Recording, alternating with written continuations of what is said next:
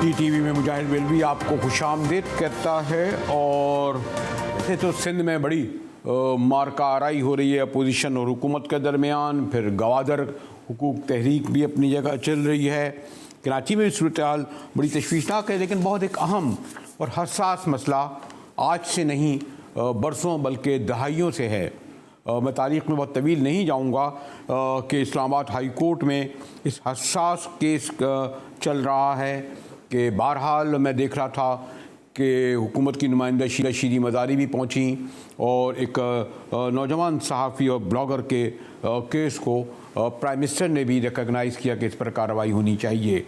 मैंने कहा ना कि भुट्टो साहब के दौर में जब एक बाकायदा इलेक्टेड गवर्नमेंट थी, मुझे याद है कि सरदार अताउल्लाह मैंगल के साहिबजादे असदुल्लाह मैंगल को उस वक्त अगवा किया गया था और उनकी सॉलिट्यूड से बाद में लाश भी नहीं मिली। उससे पहले तो खैर अयूब खान के दौर में हसन नासिर, फिर चाहे सिविलियन गवर्नमेंट हों या फ़ौजी, ये जो लापता अफराद, गुमशुदा अफराद, ये एक बड़ा इशू हमेशा से रियासत के लिए चैलेंज बना हुआ है।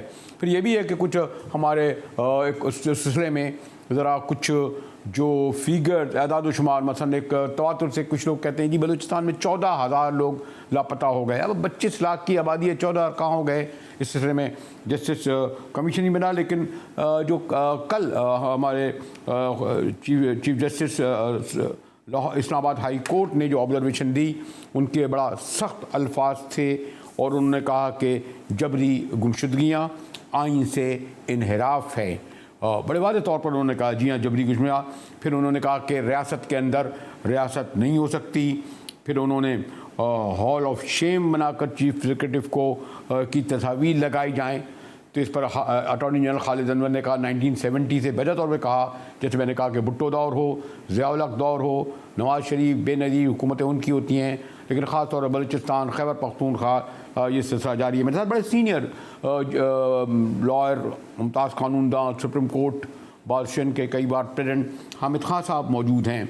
खान साहब, मैंने कहा कि हमेशा से ये मसला बड़ा हसास रहा है और बदकिस्मती से सिर्फ एक हुकूमत नहीं, जैसे मैंने कहा भुट्टो साहब की तो बड़ी गवर्नमेंट थी, पॉपुलर आदमी थे, उनके दौर में भी हुआ, बाद में नहीं पता चला। ज़ियाउल हक के दौर में तो खैर बहुत कुछ हुआ, ये सिलसिला जारी है।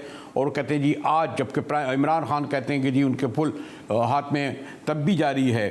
अगर मैं इसके साथ साथ पूछूँ कि जस्टिस जावेद इकबाल का कमीशन नहीं बना, लेकिन जो हज़ारों लोगों की बात की जाती थी, शायद कोई 1000 पे आ गई। आप किस तरह देखते हैं कि मैंने कहा ना हसास, गंभीर, एक हद तक गुंजलक मौजू है खान साहब के कुछ लोग सरहद पार कर जाते हैं, कोयटा से ईरान चले गए, इधर चले गए, ये भी लापता गुमशुदा कहलाए जाते हैं। खान साहब जी देखिए, ये बड़ा पुराना मसला, जैसे आपने कहा कि आज की बात नहीं है, कई हुकूमतें गुजर चुकी हैं और लोगों को गायब कर दिया जाता है।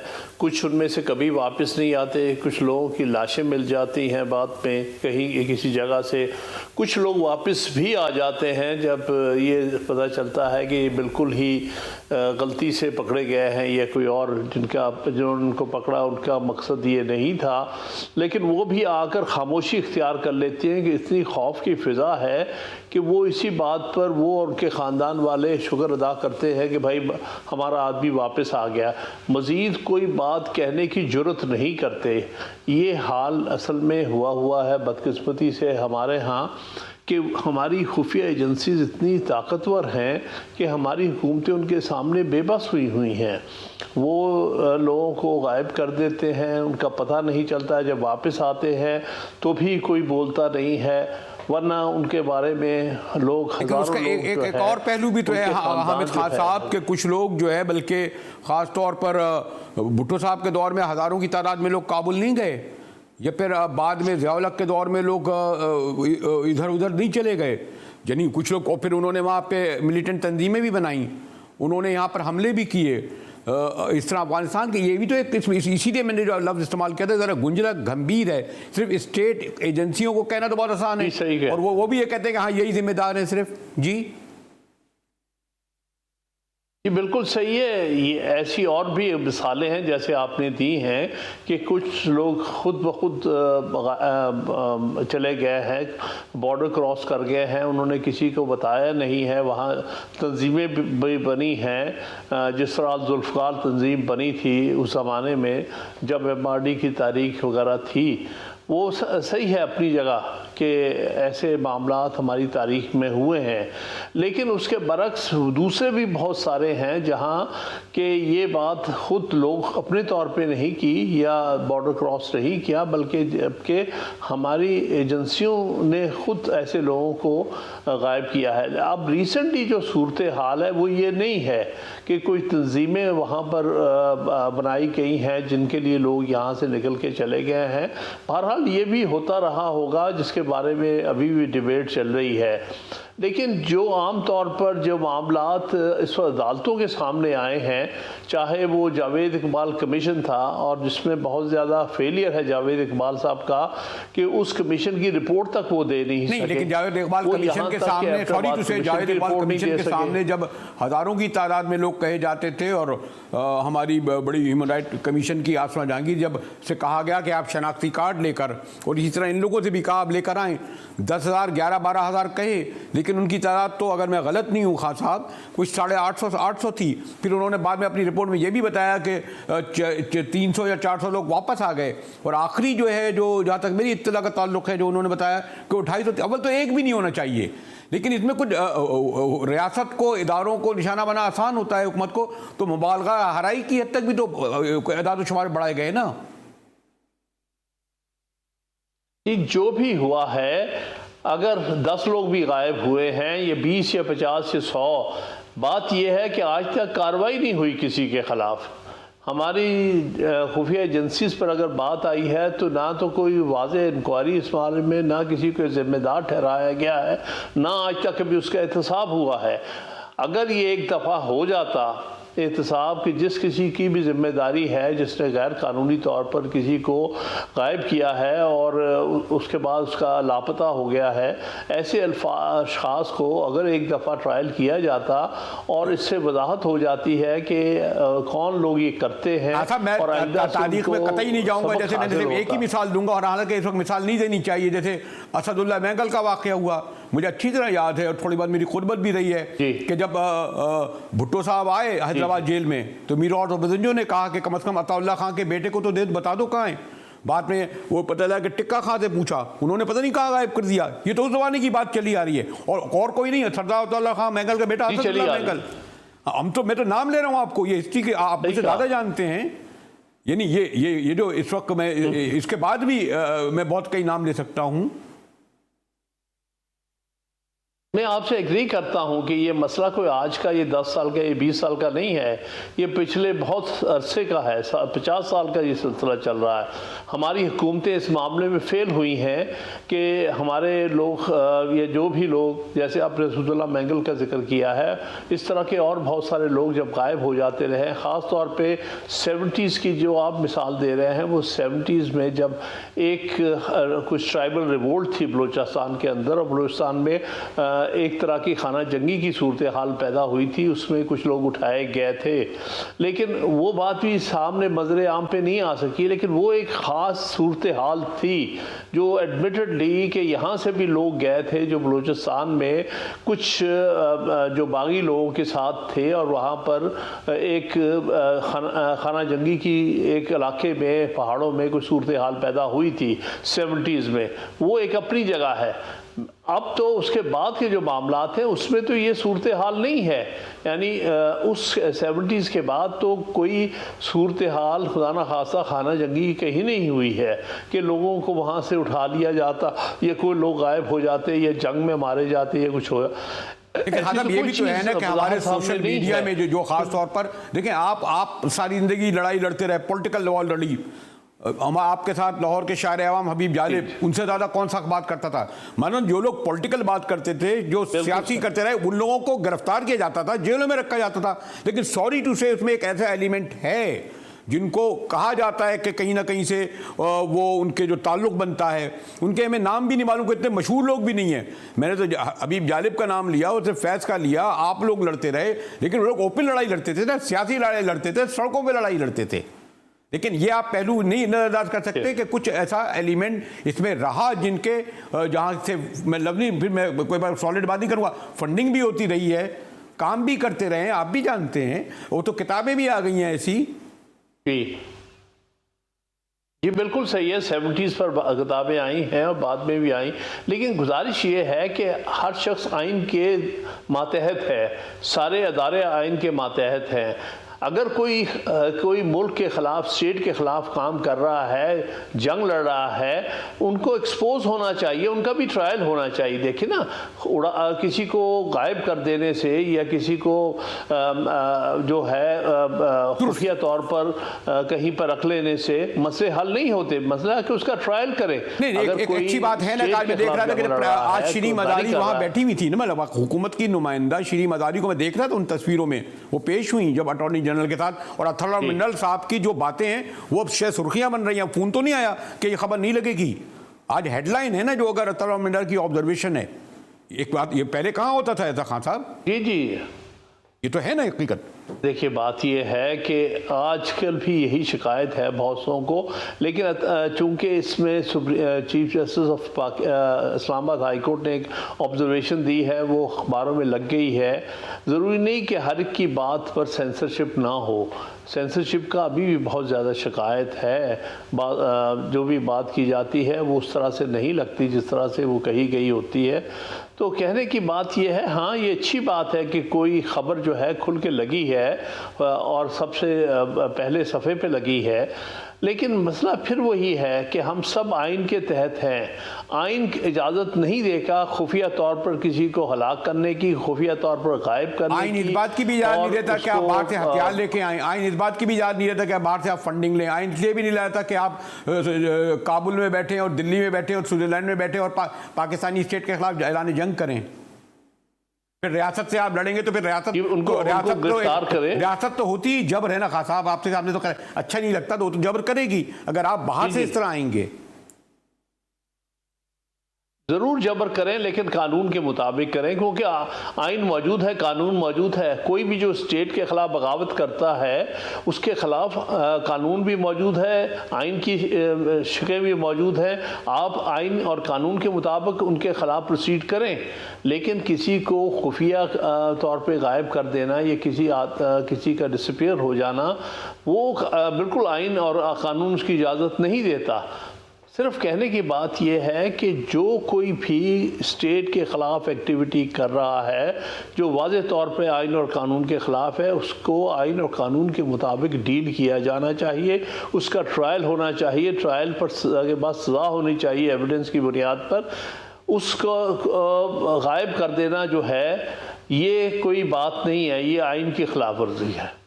शुक्रिया हामिद खान साहब, मैंने जैसे कहा शुक्रिया कि एक हसास गंभीर गुंजलक इशू है, क्योंकि तारीख रही है, चाहे वो ज़ुल्फ़िकार हो, चाहे अब बहुत सारी जो बलूचिस्तान के हवाले से तंजीमें काम कर रही हैं या उससे पहले जो गई हैं, अब तो किताबें आ चुकी हैं कि जिस तरह काबुल में बैठकर और दिल्ली में बैठकर जो लोग एक वॉर करते थे, असला लाते थे, ये मैं नहीं कह रहा, मैं तो किताबों का भी हालत दे सकता हूँ। एक बड़े मशहूर जो उसकी तहरीक का असर है वो किताबें इस बारे में लिखते रहे, लेकिन बहरहाल किसी भी एक फ़र्द को, क्योंकि जो गुजरती है उन बच्चों, उनकी फैमिली पर, वो आप खुद उसका अंदाज़ा लगा सकते हैं। आइन और कानून की खिलाफ वर्जी भी करता हो तो उसे अदालत में पेश किया जाए, उसे वकील मुहैया किया जाए, वो केस पेश किया जाए। जैसे मैंने कहा कि मुझे इस बात का एहसास है कि यह हसास मौजू है, और ज़रा गुफ्तगू करेंगे सिंध पर के एक नया महाज आराई का सी सूरत हाल है। सईद गनी ये भी कह रहे थे ये लिसानी झगड़ा चाहते हैं, लिसानी जंग चाहते हैं, बिलावल कहते हैं इनका काला। खैर गुफ्तगू करेंगे, ब्रेक के बाद हमारे साथ रहिएगा।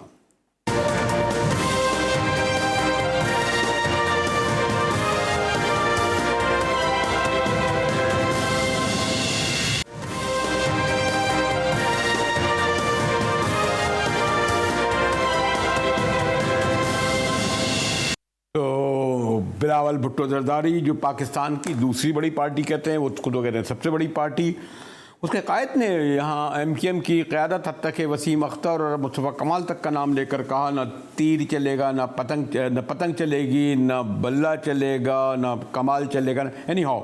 और इसी तरह मैं थोड़ी देर पहले देख रहा कि सईद गनी साहब हमारे मोहतरम मिनिस्टर साहब फरमा रहे थे कि ये लिसानी फ़सादात करवा रहे हैं। और एक बार फिर जो लोकल बॉडीज़ का बिल है उसकी बुनियाद पर सिंध के शहरी इलाकों की नुमाइंदा जमात और पीपल्स पार्टी तो खैर कहती है कि नहीं हम भी शहरी इलाकों के नुमाइंदा हैं कि शदीद महादराई की कैफियत है, लेकिन इस महादराई से आवाम को क्या मिल रहा है? सॉरी टू से इसकी तफसील में इस वक्त नहीं जाऊंगा कि मेरे साथ लीडर अपोजिशन हुआ करते थे पार्लियामेंट में, अभी भी अपनी पार्लिमानी पार्टी के सरबराह हैं सिंध असम्बली में, ख्वाजा इजहारुल हसन साहब। शुक्रिया ख्वाजा साहब। आज बिलावल साहब ने मैंने कमी देखा है कि वो प्रोविंशियल लेवल पर और ख़ासतौर पर शहरी इलाकों की और तंजीमों का नाम लेकर गरजे बरसे और उन्होंने कहा है कि जो काला क़वानीन को उनका मुंह काला हो, इस तरह का कोई अल्फाज कह रहे थे ख्वाजा साहब। देखिए, मेरा ख्याल है कि बिलावल साहब को अपने मनसब का पास रखना चाहिए था। और जहां तक तीर चलेगा तो तीर तो चल ही रहा है। तीर तो आम सिंधियों के सीने में चल रहा है, थर में चल रहा है, बच्चे भूखे मर रहे हैं, तीर चल रहा है तभी तो मर रहे हैं।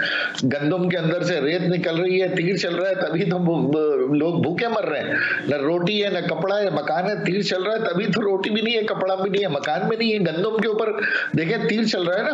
पूरे सूबे में करप्शन के सबसे ज्यादा केसेस पाकिस्तान भर में शायद सिंध हुकूमत के ऊपर है, क्योंकि तीर चल रहा है। तो वो बात तो दुरुस्त कह रहे हैं कि भाई उस तरीके से जिस तरीके से तीर चल रहा है उस तरह तो अल्लाह की पनाह के, इस तरह तो नहीं, पतंग नहीं चले तो बेहतर है। पतंग तो अपनी उड़ान में चलेगी, जमहूरी तरीके से चलेगी और गरीब मुतवस्सित तबके की उमंग बन के चल रही है, उड़ेगी और जरूर उड़ेगी। ये ख्वाहिश दबेगी दबी रह जाएगी। मेरा नहीं ख्याल था कि उन्हें इस तरीके से मुराद अली शाह साहब के पाकिस्तान मुखालिफ बयान को सपोर्ट करनी चाहिए थी, बल्कि उससे भी 2 हाथ आगे बढ़ गए वो, क्योंकि वो अपने आप को कौमी लीडर कहते हैं, लेकिन आज अफसोस के साथ उनके बयान ने उनको एक सूबाई लीडर की हैसियत से उन्होंने अपना बयान दिया। मगर ख्वाजा साहब आप जिस बल्ले का साथ दे रहे हैं, जिनकी कैबिनेट में आप बैठे हैं, जिनके साथ इस्लामाबाद में पावर शेयर कर रहे हैं, उनके दौर में तो महंगाई के रिकॉर्ड टूट गए। उन्होंने क्या दिया है? एक ग्रीन बस की बुनियाद पर कर रहे हैं, यानी वफाक के कितने वज़रा यहाँ आते हैं, कौन से डेवलपमेंट वफाक के तौर पर हुए? KCR वैसे ही पड़ा हुआ है, K4 का मंसूबा कुछ नहीं हुआ है। उनके साथ आप बैठे हैं और पीपल्स पार्टी के तो लोग कहेंगे कि आप लिसान की बुनियाद पर जो है पीपल्स पार्टी की जो 12 लाख अक्सरियत में उसकी मुखालफत कर रहे हैं। ख्वाजा साहब देखिए, हमने आपसे ये बताया कि भाई विफाक के साथ हम इत्तेहादी हैं, और ऐसा कौन सा दौर था मुजाहिद साहब, आपने तो बड़ी तवील इस दश्त की सयाह में वक्त सर्व किया है। मुझे बता दें 2002 से कौन सी ऐसी हुकूमत थी जिसमें डॉलर 1 रुपया कम हुआ हो या पेट्रोल 2 रुपए कम हुआ हो? हर 5 साल की जमहूरियत में ये तो बढ़ता ही चला आया है। ये तो किसी न किसी बहाने बढ़े। तशवीश हमें भी है, विफाकी हुकूमत में बैठे हम भी ये बात फेडरल गवर्नमेंट के साथ करते हैं। जब जब पेट्रोल बढ़ता है, बिजली के नर्क बढ़ते हैं, हमारा एक तशवीशनाक बयान जरूर सामने आता है, हम खामोश नहीं रहते। लेकिन ये मामला तो टोटल 18वीं तरमीम के बाद सूबाई खुदमुख्तारी के अंदर मकामी हुकूमतों का था, जिसमें अगर इख्तियार मिले तो कुछ लोग अपनी मदद आपके तहत बावसाइल भी हों, कुछ महंगाई को भी काउंटर करें, कुछ ब्यूरो एंड सप्लाई को भी कंट्रोल करें, प्राइजेस को भी कंट्रोल करें। अगर दूध की कीमतें यहाँ 30 रुपए ज्यादा बिक रही हैं, यहाँ पर अगर सब्जियां ब्लैक में मिल रही हैं, यहाँ पर अगर आटा चीनी ब्लैक में मिल रहा है, तो क्या ये विफाकी हुकूमत की वजह से हो रहा है? ये डिप्टी कमिश्नर, असिस्टेंट कमिश्नर यहाँ पर अगर मुर्गी के रेट कंट्रोल नहीं कर पा रहे, गोश्त के रेट कंट्रोल नहीं कर पा रहे, तो इसका जिम्मा भी विफाकी हुकूमत करने। यानी एक पानी जो है हम खरीद के पी रहे हैं, पानी हम टैंकरों से पी रहे हैं, आप भी पी रहे हैं, मैं भी पी रहा हूं, वो कैसा पानी आ रहा है अल्लाह ही जानता है। तो क्या उसकी जिम्मेदारी भी विफाक पे डाल दी जाए? भाई जो आपके हिस्से का काम है वो करे। अगर आप सिंध को एक मॉडल बनाएं, चलिए लाड़काना में एक मॉडल बनाएं, तो फिर आप हमारा भी गिरेबान पकड़ेंगे, देखो हमने लाड़काना मॉडल बना दिया। लेकिन आपके बरखिलाफ जनूबी पंजाब मॉडल बन गया, सियालकोट फैसलाबाद मॉडल बन रहा है, वो अपनी एयरलाइनें लेकर आ रहे हैं, वहां के ताजिर दिन ब दिन अपने आप को फ्लरिश कर रहे हैं। आपका ताजिर सिंध से भागने की सोच रहा है, आपका ताजिर बांग्लादेश जा रहा है, आपका ताजिर मलेशिया, आपका ताजिर सिंगापुर जा रहा है। ये समझ में नहीं आ रही है पीपल्स पार्टी को। ख्वाजा साहब, आप जो इस बल्दियाती जो बिल आया है उसमें जो आप कहते हैं जी मेयर के कुछ इख्तियार ले लिए गए, कुछ और डिपार्टमेंट आपसे ले लिए गए, लेकिन जब मुकम्मल तौर पर बल्दियाती निज़ाम आपके पास था कराची और हैदराबाद में, अगर आपने देर पा मुस्तहकम काम किए होते, आप मुझे ज़्यादा जानते हैं कि जो बिल्डिंगें बनाई जाती हैं 100 साल के लिए, सड़कें बनाई जाती हैं 20-25 साल के लिए, जो तामीरात होती हैं तामीरी काम या जो बाकी जो लोकल बॉडी से होते हैं, लेकिन आपके काम ये जो 10 साल तक आप रहे वो कितने साल चले? पिछले 8-9 मैं तो समझता हूँ कि चंद वर्षों बाद वैसे ही पुल हो गए, वैसे ही तमाम सड़कें हो गई, वैसे ही गटर बनने लगे, वैसे ही निजात आ गई। तो ये खाली मतलब बल्दियाती निज़ाम के ये जो इख्तियारात वाला मामला नहीं है, एक नुकात वाला मामला नहीं है। पुराना निज़ाम भी नहीं दे सका, आप कहते, मैं मान लेता हूँ कि ये भी कुछ नहीं देगा आपको, फिर इतना गुस्सा क्यों ख्वाजा साहब? देखिए, हमारे दौर का तो हम जिम्मेदार हैं 2001 से 2010 तक। नेमतुल्लाह साहब के दौर में जितनी स्कीमें आई वो स्कीमें आगे एमक्यूएम ने उसको प्रमोट किया, उसको जारी और सारी किया। और उस जमाने का कराची आप देखें तो आप ही के चैनल थे ना कि जो कह रहे थे 56 साल में कराची ने ऐसी तरक्की नहीं की। लाहौर पीछे रह चुका था 2008 में, आज लाहौर हमसे मेरा ख्याल है कि 50 साल आगे चला गया है।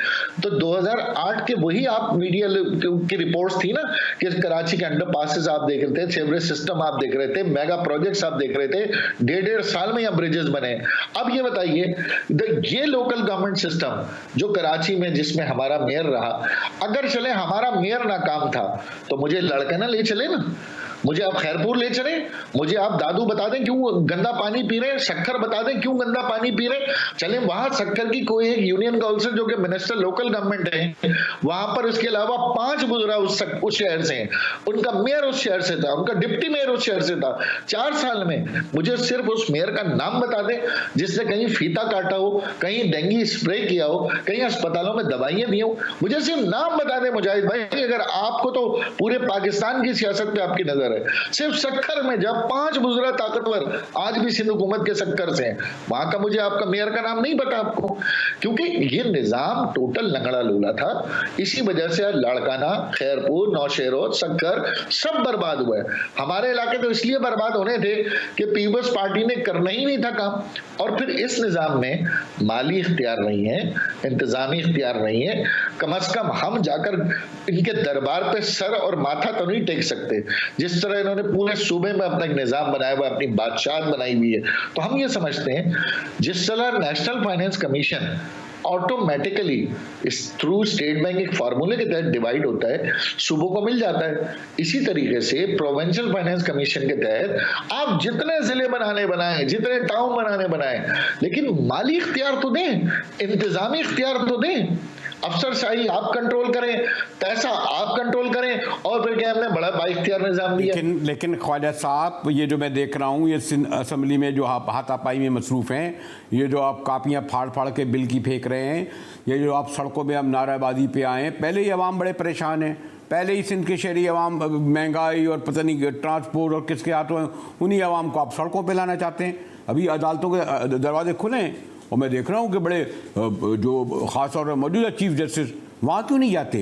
आप इसको एक पॉलिटिकल इशू बनाना चाहते हैं, आप एक हथियार बना के इस पर हंगामाराई कर रहे हैं इस पे ख्वाजा साहब। 5 साल से 140A पेंडिंग है सुप्रीम कोर्ट में, जिसमें प्राइम मिनिस्टर इमरान खान साहब और असद उमर साहब खुद इंटरवीनर हैं। और हम खुद बार आपको पता है 13 बार अर्जेंसी लग चुकी है सुप्रीम कोर्ट में, 13 बार अर्जेंसी लगा चुकी है सिर्फ 2 सालों के अंदर। लेकिन अब अगर आला अदलिया नहीं टेकअप कर रही तो ये तो मेरी और आपकी बेबसी है। आप अपील कर दें शायद कि कोई सुनवाई हो जाए ताकि हमारे जख्मों पे मरहम रखा जाए। हाई कोर्ट में हमारी पिटीशनें पेंडिंग है, अभी नेक्स्ट पिटीशन हम इसी लॉ पे डाल रहे हैं। इन कोशिश है कि ज्वाइंटली पिटीशन डालें तमाम जमातों के साथ, देख लीजिएगा उसका भी असर क्या होता है। हम तो अदालतों का भी एहतराम करते हुए वहां से भी दाद रसी की कोशिशें कर रहे हैं। पार्लियामान में अपोज कर रहे हैं। और आप इस वक्त अदालतों के अलावा दूसरी बड़ी अदालत मीडिया की है, जिसमें खड़े होकर अपन मौक़िफ़ पेश कर रहे हैं, चैलेंज कर रहे हैं कि हमारे साथ डिबेट करो, आओ हमारे साथ दलील पे बात करो। असेंबलियों में तुम बात नहीं करने देते, मुज़ाकरात तुमने नहीं करने, इलेक्शन कमीशन से तुम्हें लड़ना है, सिंध से बैठकर विफाक को तुम्हें ललकारना है, पंजाब से तुम्हें सिंधियों को डराना है, एमकेएम से तुम्हें डराना है। तो भाई फिर इस तरीके से कैसे चलेगा? हम तो हर फोरम एक्सरसाइज करें मुजाहिद साहब।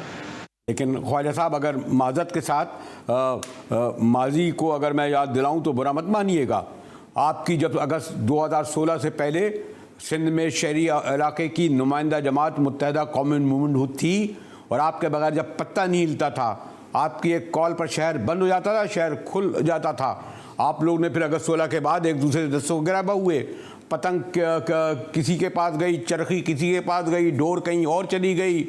आप लोगों ने भी तो 1, 2, 3, 4 मुझे नहीं पता कितनी इस वक्त शहरी इलाकों की नुमाइंदा एक एमक्यूएम बन गई है। और मसाइल का सबब शायद यही हो कि सिंध के शहरी अवाम जब एक दूसरे की नुमाइंदा जमात एक साथ तकसीम होगी तो फिर मौका तो मिलेगा उस पार्टी को, हुक्मरान जमात को। आप अपनी कमज़ोरियों और खामियों को क्यों नहीं सामने लाते, जिसके साथ आज ये सूरत हाल है। वरना जब एमकेएम थी तो इस तरह तो नहीं होता था ना जिस तरह आज आप मुतालबा कर रहे हैं, बल्कि सॉरी टू से एक उसमें एक अपॉलोजेटिक रवैया है। ख्वाजा साहब,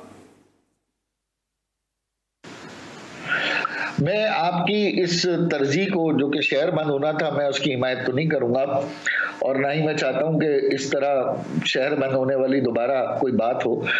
मुझे नहीं पता आपको क्यों पसंद आ रही है बात, लेकिन हाँ ये जरूर है। पसंद नहीं आ रही है, मैं तो एक बयान कर रहा हूं, मैं तो रियलिटी बयान कर रहा हूं ना। चाहे हमारे पास एक सीट हो, चाहे हमारे पास एक सीट भी ना हो, जमात इस्लामी के पास सीट असेंबली में एक है ना, और पीएसपी के पास नहीं है या और दीगर जमातों के पास नहीं है, तो क्या उनका हक नहीं है वो इस निजाम पे बात करें? चाहे एक सीट वाले का हक नहीं है वो निजाम पे बात करे? क्या उसका ये जमहूरी फर्ज नहीं है, जमहूरी उसका राइट नहीं है कि वो असेंबली में खड़े होकर एतराज कर सके? ये कहाँ का बादशाही निजाम है कि तुम्हारे पास 60% अक्सरियत है और 40% को तुम बिल्कुल अकलियत कह के उसकी तजलील करो? 5 करोड़ में अगर तुम 2.5 करोड़ के नुमाइंदे हो तो 2 करोड़ के नुमाइंदे असेंबली में अपोजिशन में भी तो बैठे, वो भी तो सिंध की सरजमीन के लोग हैं, उन्होंने भी तो सिंध से वोट लिए। ये कौन सी लॉजिक है कि अगर एमकेएम कमजोर हो गई है तो पीपल्स पार्टी को ग्रीन चिट दे दी जाए, ग्रीन चिट दे दी जाए, भाई जो मर्जी चाहे करो। कोई भी जमात कमजोर हो या ताकतवर हो, इसका अगर आप ये समझते हैं कि पीपल्स पार्टी डंडे की जबान समझती है जिसका आप इशारा कर रहे हैं, तो फिर ये भी क्लियर होना चाहिए तमाम मुक़्तदर इदारों से, हलकों से और तमाम सियासी जमातों में कि हाँ भाई इस तरह नहीं मानेंगे। मुजाहिद बरेलवी साहब ने सजेशन दिया है कि इनको डंडे से ही समझाना होगा। हाँ, मुझे कहाँ लिया है ख्वाजा साहब, मैं तो डंडे वाला नहीं, मैं तो ज़बान वाला, तहरीर वाला आदमी हूँ। शुक्रिया आपका कि आपने तमाम सवालों का बड़ा तफसील से और तहम्मुल से जवाब दिया। ख्वाजा साहब अपना केस पेश कर रहे थे, मैं चाहता था कि पीपल्स पार्टी की क़यादत का नुमाइंदा भी पेश करे, लेकिन शायद देखिए कल गुफ्तगू करेंगे। अभी एक और हसास इशू की तरफ जाना है।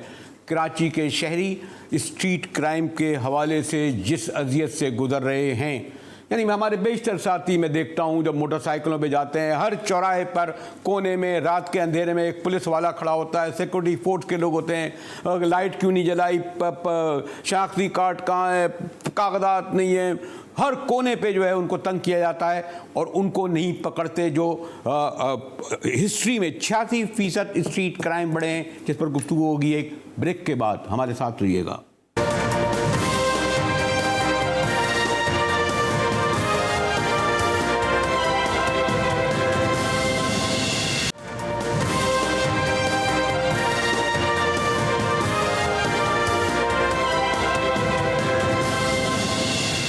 जी हाँ, पाकिस्तान के सबसे बड़े शहर में स्ट्रीट क्राइम के सारे रिकॉर्ड टूट गए हैं और ये कहा जा रहा है कि मुस्तनद ज़राए के मुताबिक साल 2021 में 77,000 वारदातें हुई और जो साल गुज़िश्ता के मुकाबले में, 2020 के मुकाबले में 86% ज़्यादा थी, ये 86%।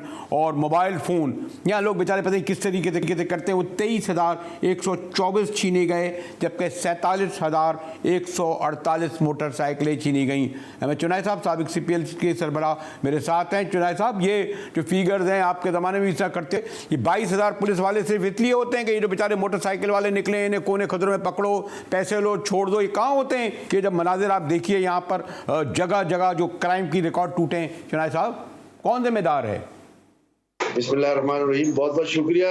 देखिए, जाहिर है जिम्मेदारी तो लॉ इन्फोर्समेंट एजेंसीज की है और साथ में जो मैनेजमेंट है, जो सिंध गवर्नमेंट है, उसकी बनती है कि उनको मौसर तरीके से जो है वो सड़कों पे लाया जाए और स्ट्रीट क्राइम के इस अज़्दाम को रोका जाए। हमने मुतअद्दिद बार ये कहा है और आज तक इस बात पर अमल नहीं हो रहा कि ये स्पेशलाइज्ड यूनिट्स जो हैं वो इस काबिल नहीं है कि 200-250 लोग जो है एक स्पेशलाइज यूनिट के पूरे शहर को मैनेज करें, जिसकी आबादी 2.5 करोड़ से ज्यादा है, जिसका कवर्ड एरिया स्क्वायर किलोमीटर के हिसाब से 4,500 स्क्वायर किलोमीटर से भी ज्यादा है। तो मैं समझता हूँ लेकिन चुनाई साहब, हर चौराहे पे तो पुलिस वाला मोटरसाइकिल वाले को घेरे में खड़ा होता है शाम के वक्त, अभी मैं निकलता हूँ। ये कहाँ, ये काम है इनका कि लोगों से पैसे लो, भत्ते लो? इसकी वजह मैं आपको बता रहा हूँ। इसकी वजह ये बनती है कि जब थाने की जिम्मेदारी नहीं होती है और स्पेशलाइज यूनिट की जिम्मेदारी होती है, तो थाने वाले जो है वो मादर पितर आजाद हो जाते हैं और यही काम करते हैं आम आवाम के साथ कि आम आवाम को जो है वो बुरी तरह जो है वो रगड़ा जाता है, मोटरसाइकिल वालों को रोका जाता है, ठेले वालों से पैसे लिए जाते हैं। जब आप इस थाने की जिम्मेदारी बना देंगे, जो इलाके का थाना हो, कि आपकी रिस्पॉन्सिबिलिटी है कि आपके इलाके में जो है ये जुर्म नहीं होना चाहिए, तो फिर मैं देखता हूँ कि ये जुर्म कैसे होता है। ये जुर्म जब तक रिस्पॉन्सिबिलिटी आप एक स्पेसिफिक यूनिट को दे देंगे तो वो पूरे शहर को देख ही नहीं सकती। इसकी स्पेसिफिक जिम्मेदारी हर थाने की होगी कि थाना जो है वो उसको देखेगा और थाना जो है वो उसको आगे लेके बढ़ेगा। थाना तो लेकिन थाने का कौन सा था SHO मुअत्तल हुआ? देखिए, वो इसीलिए मुअत्तल नहीं होता कि उसकी जिम्मेदारी नहीं है, वो स्पेशलाइज यूनिट की जिम्मेदारी है। हम थाने की जिम्मेदारी बना दें और थाने का SHO मुअत्तल हो स्ट्रीट क्राइम पे, तो फिर हम देखते हैं कि ये क्राइम कैसे होता है। नहीं, जो मुअत्तल को होता है, मेरे कहने का मकसद ये कि जिम्मेदार पुलिस है, लेकिन ये जो कैमरों से भी कहाँ पकड़े जाते हैं? कौन से कैमरे किस सदी के लगे हुए हैं? मुजाहिद भाई, 4,500 स्क्वायर किलोमीटर का एरिया और टोटल 2200 कैमरे, कहाँ कोई मैचिंग है कि ये कैमरे जो हैं वो फाल हो सकते हैं? दूसरा क्या नजर आ रहा है? देखिए, कैमरे में कोई नजर आ रहा है? चेहरा ही नहीं पहचान में आता, पकड़ा ही नहीं जाता। मैं आपको बात तफसील से बताता हूं कि ये कैमरे जो हैं वो सिर्फ कैमरे की हद तक है जिसमें रिकॉर्डिंग होती है, जिसमें लाइव भी देखते हैं, लेकिन लाइव देखकर फायदा क्या है? कोई बैकअप यूनिट्स मौजूद है शहर की सड़कों पे कि वो फोन उठाएं और फला यूनिट को कहें कि देखो ये जुर्म यहाँ हो रहा है, इन मुल्जिमान को पकड़ो? आज तक ऐसा नहीं हुआ। तो ये तो होना चाहिए कि जब तक बैकअप यूनिट ना हो, ये कैमरे जो है वो क्राइम होने देंगे और फिर क्राइम के बाद आप इसकी इन्वेस्टिगेशन करेंगे और पता नहीं पकड़े भी जाए ना भी पकड़े जाए। ये बहुत सारे अवामिल हैं कि जिनको हमें सोचना होगा। अगर लॉ एंड ऑर्डर को मौसर बनाना है, स्ट्रीट क्राइम को खत्म करना है, तो फिर ये जिम्मेदारी थानों पर और हमारे CCTV सिस्टम को जो है वो बैकअप यूनिट्स के साथ लाना होगा। तीसरी बड़ी बात मैं आपको आज ये कहता हूं कि शहर भर में जो महंगाई का आलम है, जो बेरोजगारी का आलम है, वो भी एक बहुत बड़ा फैक्टर है इस बात के लिए कि जो शहर में जो है वो क्राइम हो रहे हैं। पुलिस को तो छोड़ दे, रेंजर क्या कर रही है? पुलिस तो छोड़ दीजिए, रेंजर भी यही काम कर रही है। देखिए, रेंजर्स का फिर डोमेन नहीं आता। हम रेंजर्स को रेंजर हमें तो पकड़ती है, हमें तो रोकती है। देखिए, वो रोकती जरूर है, लेकिन इसके डोमेन में फिर भी स्ट्रीट क्राइम का इशू नहीं है। उनके डोमेन में और बहुत सारे बड़े क्राइम्स हैं जिन पे वो काम करते हैं। अगर सड़कों पे खड़े हैं और कोई क्राइम होता देख भी रहे हैं तो शायद वो इंटरफियर नहीं करेंगे कि हमारा डोमेन नहीं है। तो मैं ये समझता हूँ कि हम प्रॉपर डोमेन डिफाइन करें और फिर रिस्पॉन्सिबिलिटी असाइन करें और फिर देखें कि क्राइम कैसा होता है। शुक्रिया अहमद चुनाई साहब, इस पर तो बहुत तफसील से बात होनी चाहिए, लेकिन यहाँ हमारे वज़ीर आला कह रहे थे कि कराची में बड़े अमन अमान की सूरत बेहतर है। इसी तरह प्राइम मिनिस्टर, हुकूमत देखे ना, कोई मामूली बात है कि 86% इजाफा पाकिस्तान के सबसे बड़े सनती शहर में होना, 47,000 मोटरसाइकिलें, 23,000 मोबाइल, और वो भी आम आदमी की। इसी के साथ ही GTV से मुजाहिद बेली को इजाज़त दीजिए।